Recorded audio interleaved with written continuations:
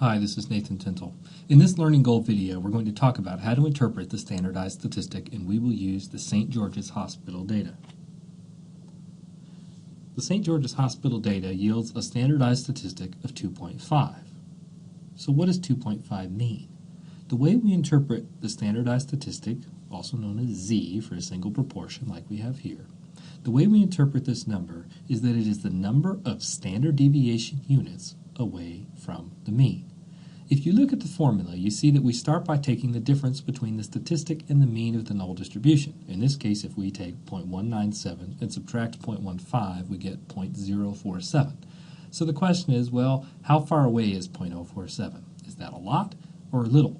Well, one way of figuring that out is by dividing by the standard deviation. The reason why this tells us something interesting is that on bell-shaped curves, like the one we have here, the number of standard deviations away from the mean indicates to us how far out in the tail we are. So when we divide by the standard deviation and get that we are 2.5 standard deviations from the mean, this is suggestive to us that we are out in the tail of the distribution. So what is a standard deviation unit?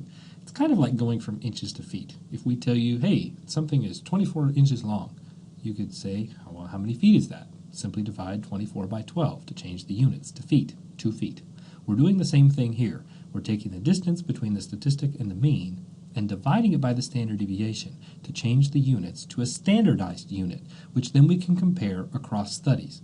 Much like the p-value is a way of assessing what the strength of evidence is that works no matter what your study is, same thing with the standardized statistic. The standardized Z statistic will tell us the number of standard deviation units. That quantity will tell us something about strength of evidence regardless of the study.